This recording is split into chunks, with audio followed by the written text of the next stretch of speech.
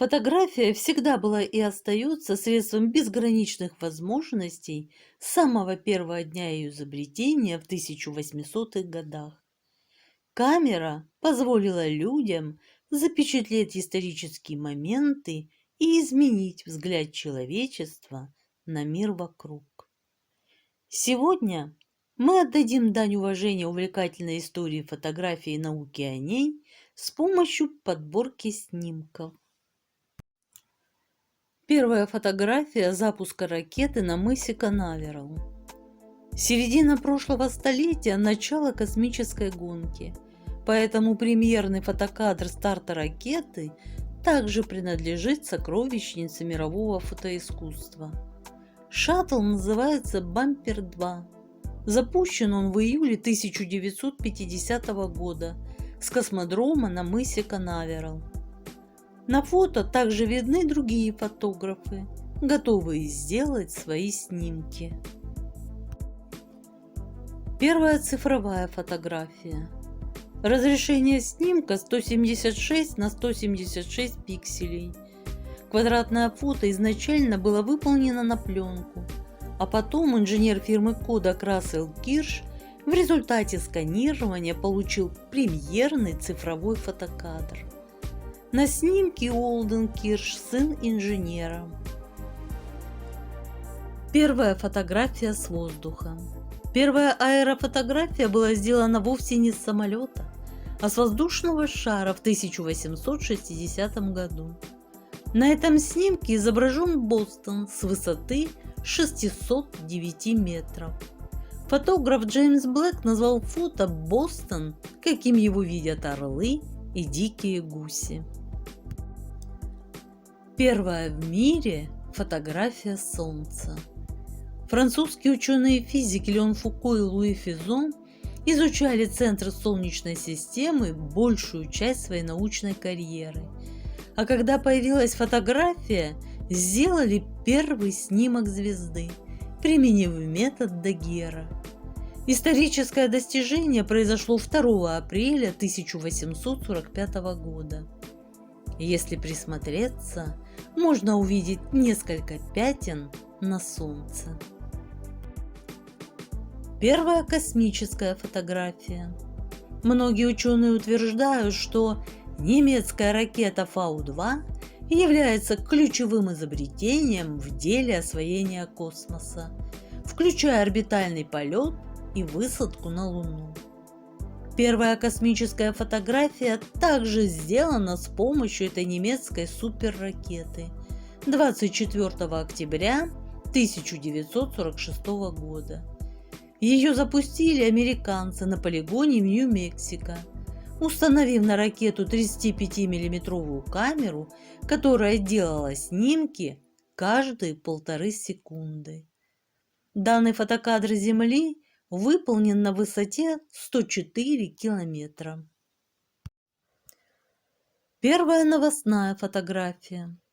История не помнит имени журналиста и героя снимка, однако достоверно известно, что это 1847 год и арест человека, подозреваемого в преступлении, событие, которое попало на полосы газет с фотоиллюстрацией к статье. Первая в мире фотография молнии. Молния пугала древних людей и вызывала огромный интерес у научных специалистов недавнего прошлого. Но только в 1882 году, когда фотограф Уильям Дженнингс сделал примерную фотографию молнии, простые обыватели воочию убедились, насколько это сложное и физически привлекательное явление. Обратите внимание на ее разветвление. Первая фотография авиакатастрофы. 17 сентября 1908 года знаменитый Орвилл Райт, родной брат Уилбура Райта, совершил свой очередной опасный полет, который на этот раз закончился катастрофой. Спустя несколько минут после старта, когда высота была около 30 метров, пропеллер летательного аппарата раскололся, оставив пилота без управления. Вместе с авиатором в машине находился пассажир Томас Селфридж, который погиб во время авиакатастрофы. Орвилл выжил, отделавшись 4 сломанными ребрами и поврежденной ногой, которую врачам лишь чудом удалось сохранить. Реабилитация заняла много недель, после которых пионер авиации снова взмыл в небо. Первая фотография Луны. Снимок дагерротип был сделан Джоном Дрейпером 26 марта 1840 года с крыши его обсерватории в Нью-Йоркском университете. С тех пор фото сильно повредилось. Первая цветная фотография пейзажа. Пионер цветного фотоискусства Луи Дюарон заснял природу в цвете в 1877 году.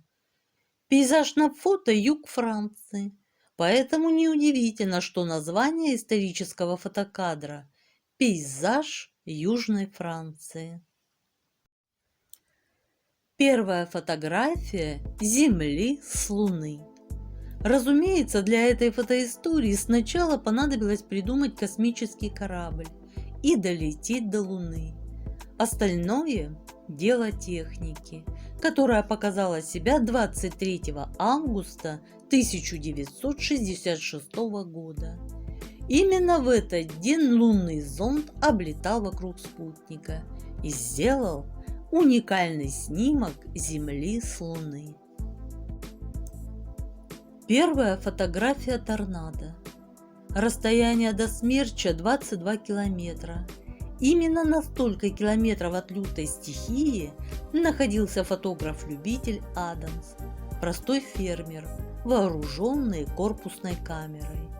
Любителю удалось запечатлеть торнадо в 1884 году и попасть в историю.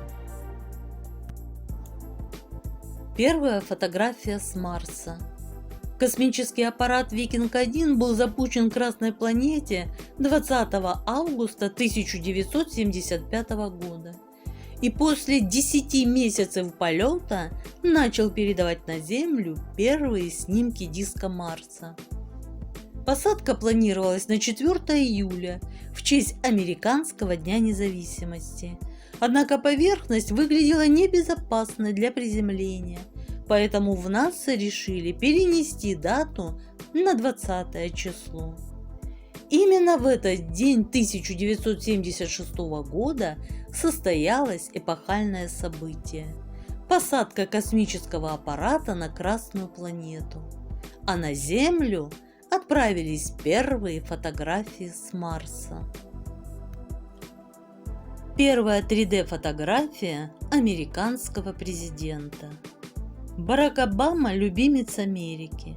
Компьютерные эксперты из Смитсоновского института и Института креативных технологий объединились, чтобы сделать первый в мире 3D-портрет президента.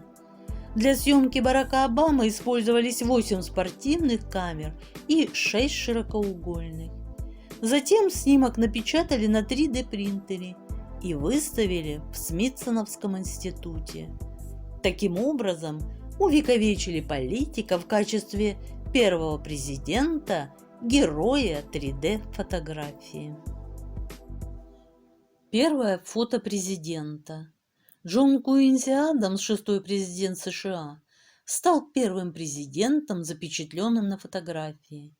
Этот дагерротип был сделан в 1843 году, после того, как Адамс покинул президентский пост в 1829. Первым действующим президентом США, запечатленным на фото, был 11-й президент Джеймс Полк в 1849 году. Редкие исторические фотографии, которые заставят взглянуть на мир иначе. Мы можем читать тома за томами книг по истории, вызывая гордость у наших учителей. Но нет ничего более красноречивого, чем настоящие фотографии, документирующие чудеса и ужасы прошлого. С камерой обскурой Джозефа Ньепса, использованной в 1827 году, люди поняли, что запечатлеть мимолетные моменты и сохранить их возможно. Эта коллекция фотографий разнообразна. От изображения 9 королей Европы, сфотографированных вместе в первый и единственный раз, до снимков рабочих, красящих Эйфелеву башню. Это уникальные моменты. В неисценированной манере они раскрывают то, что действительно заставляет людей гордиться, растрогать их до слез или разбить их сердце. Иногда фотографии просто показывают, чем они были заняты в течение дня. Итак, друзья, пристегните ремни, расслабьтесь и наслаждайтесь путешествием во времени. Пароходы на реке Миссисипи, 1907 год. Миссисипи – главная река США, которая протекает исключительно на территории штатов, хотя речной бассейн распространен до Канады. Японские самураи, 1860 год. Культура самурайства зародилась в Древней Японии VI-VII веков, пережила несколько метаморфоз, но сохранила глубинную суть и внешний вид до появления ранних опытов фотоискусства. Май 1910 года. 9 королей Европы сфотографированы вместе в первый и единственный раз. Это произошло во время похорон короля Эдуарда VII. Стоят король Норвегии Хокон VII, король Болгарии Фердинанд I, король Португалии Мануил II, император Германии Вильгельм II, король Пруссии, король Греции Георг I, король Бельгии Альберт I. Сидят король Испании Альфонсо XIII, король Великобритании Георг V, король Дании Фредерик VIII. Наемный читатель читает производителям сигар, усердно работающим на кубинской сигарной фабрике около 1900 года. Поскольку многие сотрудники сигарной фабрики были неграмотными, лекторов нанимали для чтения романов, стихов, научно-популярных произведений и газет, определяемых консенсусом. Пьяная корзина. В 1960-х бары в Стамбуле нанимали кого-то, чтобы развозить пьяных людей по домам.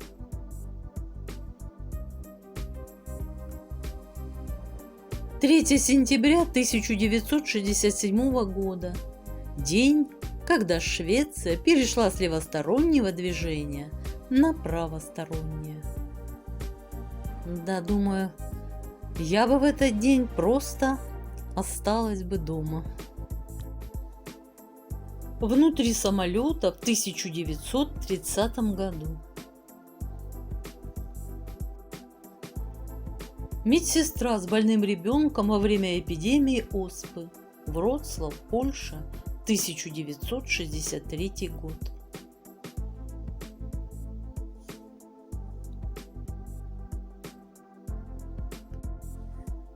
«26 мая 1977 года человеческая муха Джордж Уиллик по внешней стороне стены забрался на южную башню Всемирного торгового центра в Нью-Йорке и был задержан полицией, когда оказался на крыше 110-этажного здания.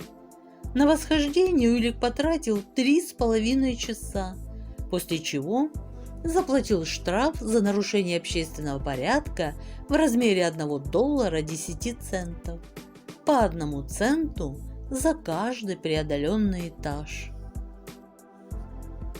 Портрет исследователя Арктики Петера Фройхена и его жены Дагмар Кун, 1947 год. Петер обращает внимание на опасность полярных путешествий и вспоминает, как однажды во время метели он ночевал в снежной яме, верх которой за ночь полностью замело и заблокировала снегопадом. Таким образом, Фройхен очутился в смертельно холодной ловушке. Для спасения Петер слепил долотообразный инструмент из собственных экскрементов и проделал им себе выход наружу.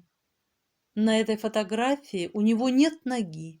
Он потерял ее в 1926 году из-за обморожения. Подростковые свидания в закусочной.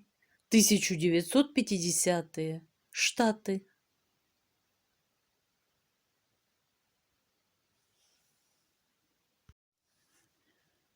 Гангстеры прячут лица на суде над Аль Капоне. 1931 год. По-моему, один из них смотрит прямо в камеру.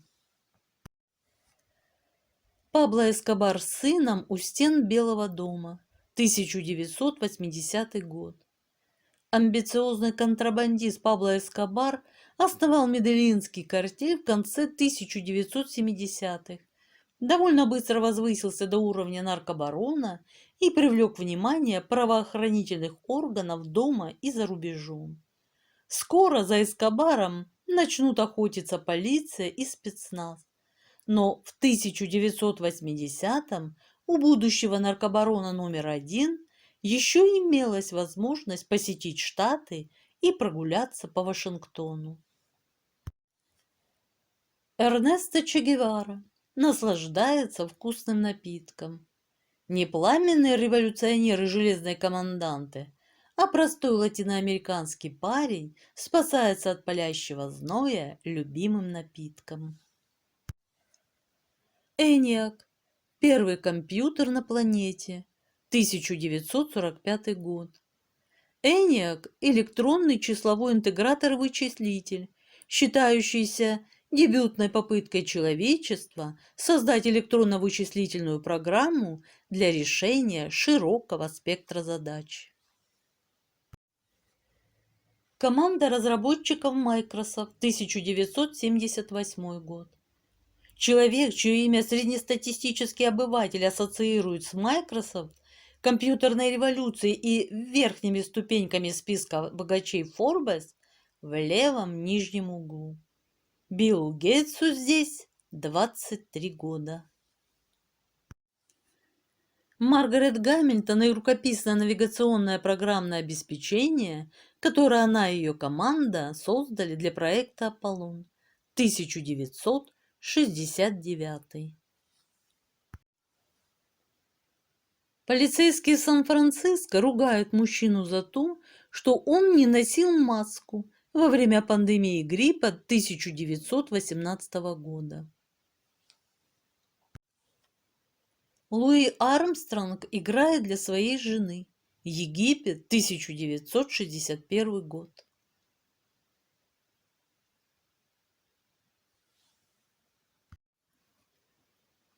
Мужчина, арестованный за переодевание, выходит из полицейского фургона. Нью-Йорк, 1939 год.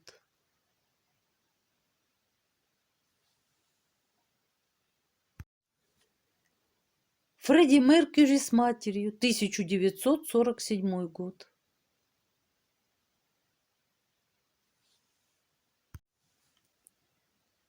Первая мировая война. Канадский солдат пытается утешить маленького бельгийского младенца, который пострадал, и чья мать погибла от артиллерийского снаряда. Ноябрь, 1918 год. Рут Ли, хозяйка китайского ресторана. Рядом поставила китайский флаг, чтобы ее не приняли за японку, когда она загорает в выходные дни в Майами. 15 декабря 1941 год. Альберт Эйнштейн, его секретарь Хелен слева и дочь Маргарет справа становятся гражданами США, чтобы избежать возвращения в нацистскую Германию. 1940 год. Молодая королева Елизавета в роли механика во время Второй мировой войны, около 1939 года.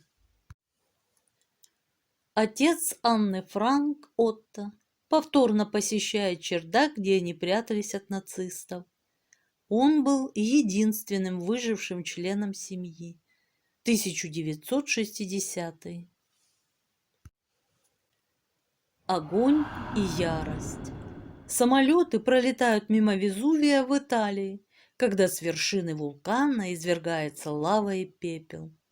В результате извержения погибло 57 человек, поскольку оно разрушило деревни Сан-Себастьяно и Сан-Георг в марте 1944 года, когда союзные войска сражались за господство в небе.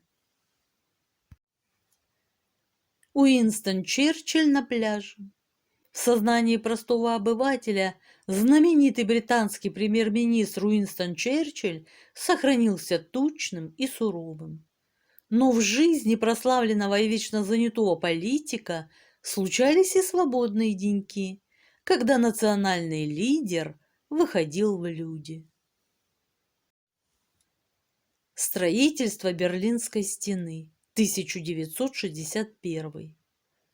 Взаимопонимание между союзниками-победителями продержалось недолго, после чего отношения накалились, обострились и логично завершились холодной войной, одним из краеугольных камней которой стало возведение Берлинской стены, разделившей германскую столицу на советский и западный лагерь.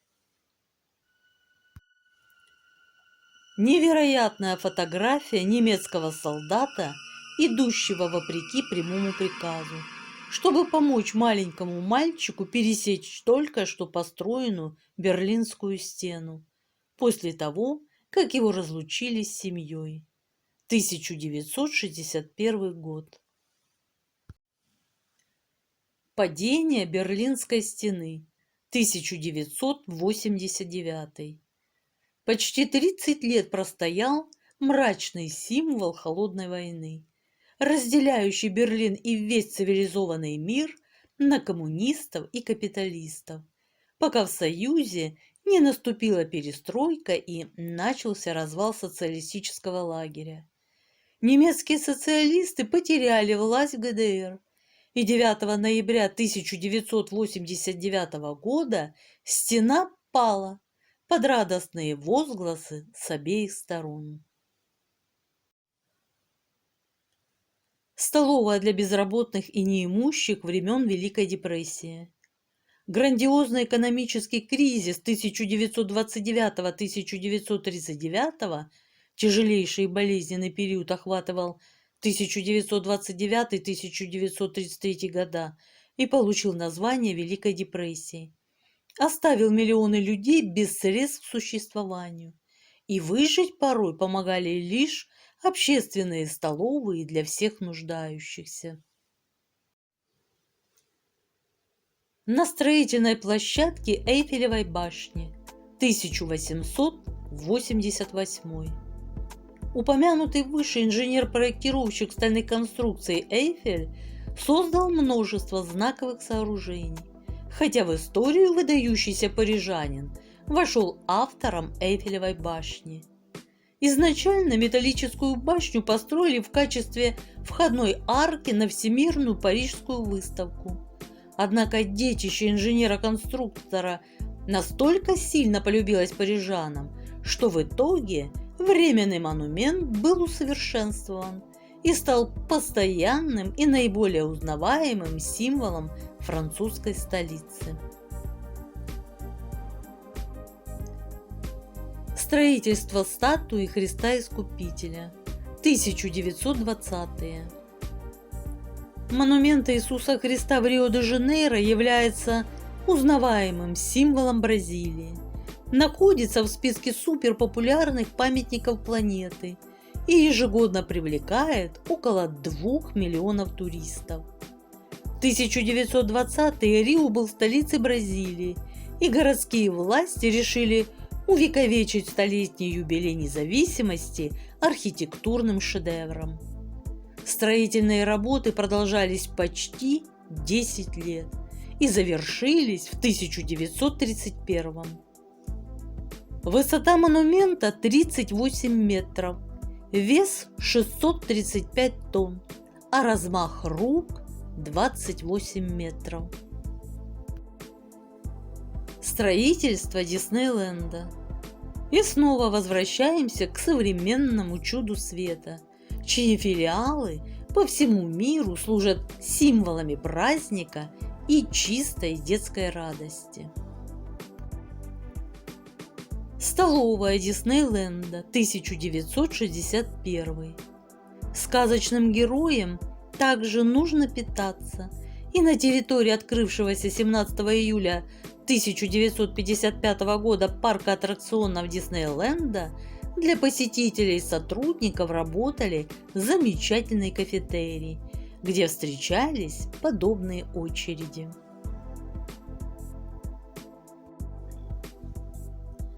Постройка статуи свободы. Довольно известный факт, что статую свободы построили во Франции в качестве подарка США к столетней годовщине Декларации независимости 1876. Другой известный факт. Натурщицей для монумента выступила вдова промышленника Зингера Изабелла Бейера, а список главных инженеров, приложивших руку к строительству, возглавляет Гюстав Эйфель, позже соорудивший другое величественное архитектурное творение уже на родной земле. Остается добавить, что Либерти-монумент по своей сути является маяком, хотя данная функция для прославленной статуи вторична.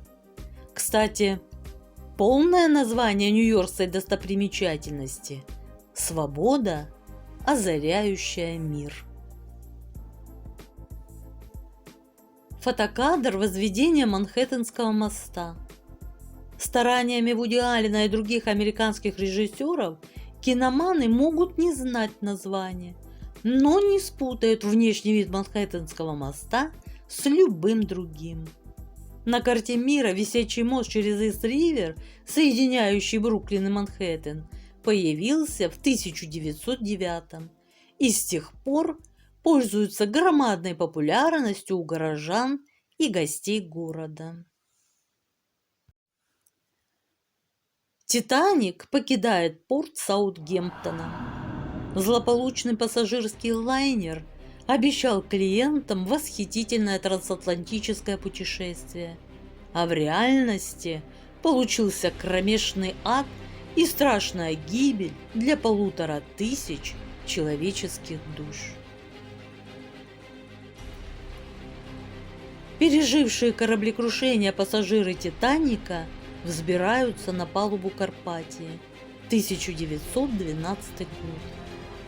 Единственным судном, которое могло прийти на помощь «Титанику», еще державшемуся на плаву, был пароход «Калифорния», находившийся в 30 километрах от точки крушения. К несчастью, тамошний радист Эванс выключил рацию и лег спать в 23:30 после 15-часовой смены, а сменщика у радиста не было. Столкновение произошло через час. На сигнал СОС отреагировала Карпатия, шедшая на спасение на максимальных скоростях, но в условиях обледенения и плохой ночной видимости добралась до места только в 3:30. Собрание выдающихся умов. На историческом фото столпы американского общества конца 19-го, начала 20-го столетия. Генри Форд, промышленник и предприниматель, Томас Эдисон, инженер-изобретатель и владелец многочисленных патентов, Уоррен Гардинг, 29-й президент США, и Харви Файерстоун, основатель компании по производству огнеупорных шин и ближайший товарищ Форда. Бригада лесорубов рядом с гигантской секвойей. В Калифорнии столетней давности произрастали и более крупные деревья, хотя сфотографированная рядом с людишками секвойя воистину исполин. Мировая серия 1912. Бейсбол не наш вид спорта, а вот за океаном побей беги сходят с ума больше сотни лет. Ведь еще в начале 20-го столетия финальные игры лиги собирали на трибунах до полусотни тысяч болельщиков. А серия 1912 между Бостон Ред Сокс и Нью-Йорк Джайантс признается самым захватывающим финалом эпохи. Раскопки Мачу-Пикчу, 1912. В 2007 ЮНЕСКО признала город древних инков Мачу-Пикчу новым чудом света. Хотя уже в 1912 при проведении раскопок археологи понимали, что наткнулись на настоящий клондайк исчезнувшей цивилизации. Последняя квага на планете. 1870. Ареал степной зебры квага ограничивался территорией современной ЮАР. Неконтролируемая охота превратила данный подвид зебры в вымирающий еще в начале 19-го, а конкуренция за пищу довершила дело. Международное сообщество признало квагу вымершим видом в 1900-м, хотя последняя квага умерла в Амстердамском зоопарке еще в 1883.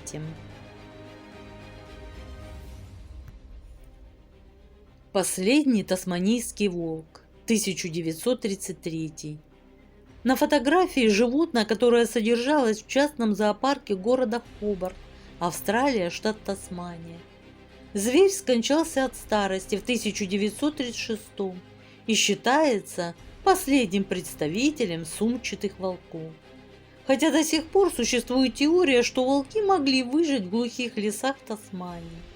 Один журнал даже предложил крупную награду около 950 тысяч долларов за достоверную информацию о живом тасманийском волке.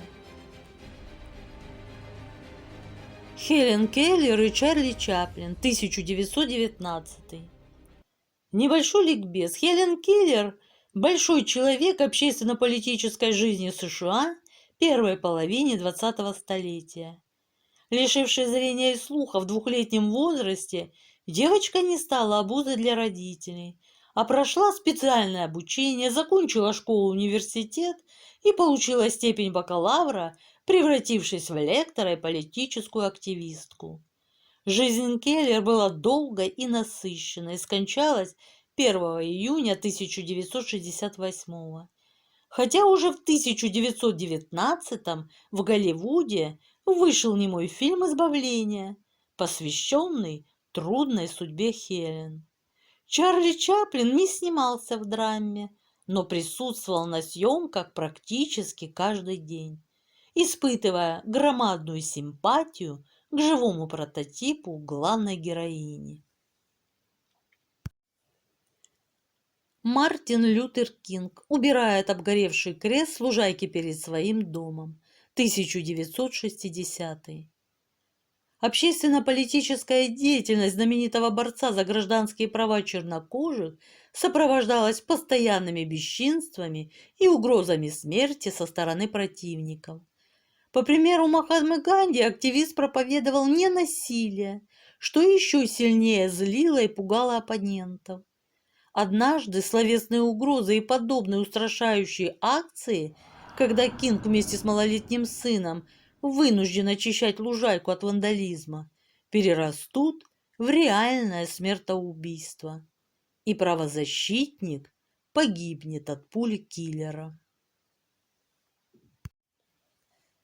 В 1969 году, когда чернокожим американцам все еще не разрешалось плавать рядом с белыми, мистер Роджерс решил пригласить офицера Клеманса присоединиться к нему и охладить ноги в бассейне, преодолев известный цветовой барьер.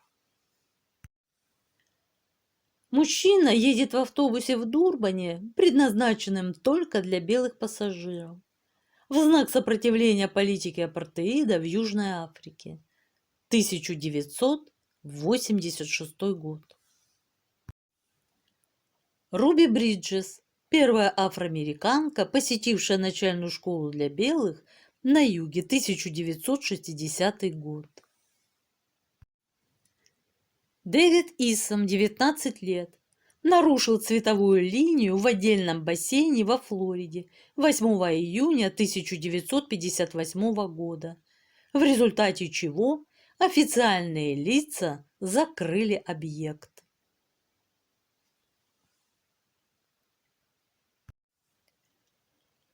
Член Ку-Клукс-клана стоит позади полицейского для защиты после того, как толпа окружила митинг его клана в Остине, штат Техас, 1983 год. Принцесса Диана пожимает руку больному СПИДом без перчаток, 1991 год.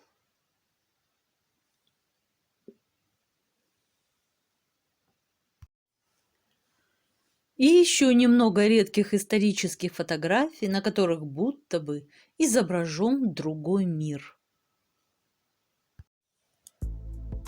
Полицейский на Харлее и старая мобильная камера предварительного заключения, 1921 год. Две победительницы конкурса красоты, 1922 год.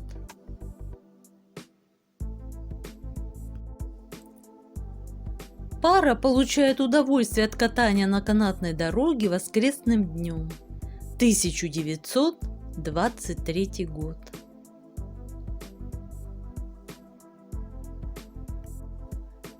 Реализованный проект передвижной библиотеки для больных, 1928 год.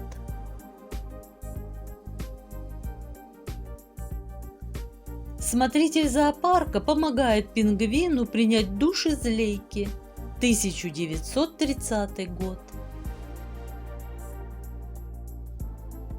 Одноколесный мотоцикл, способный развить максимальную скорость в 150 км в час, 1931 год. Так, создатели знаменитых лондонских двухэтажных автобусов доказывали, что опасности опрокидывания транспортного средства нет. 1933 год.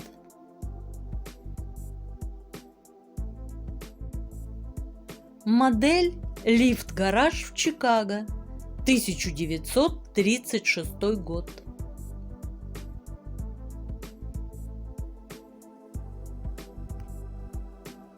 Медвежонок кушает мед из чаши в кафе, 1950 год.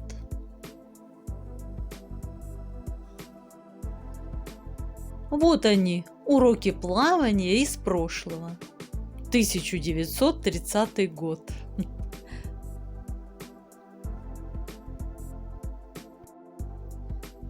Неожиданная встреча из прошлого.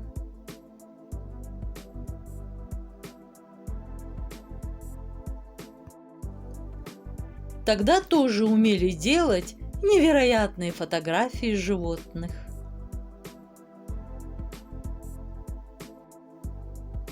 Полицейский пропускает утиное семейство.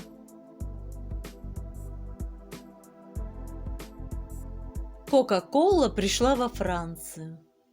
Ты правда будешь это пить? 1950 год. Печать на гробнице Тутанхамона, 1922 год. Оставалась нетронутой до этого момента на протяжении 3245 лет. Спасибо за внимание. Ставьте лайки, если вам было интересно. На сегодня у меня все. Всего вам доброго. Пока-пока.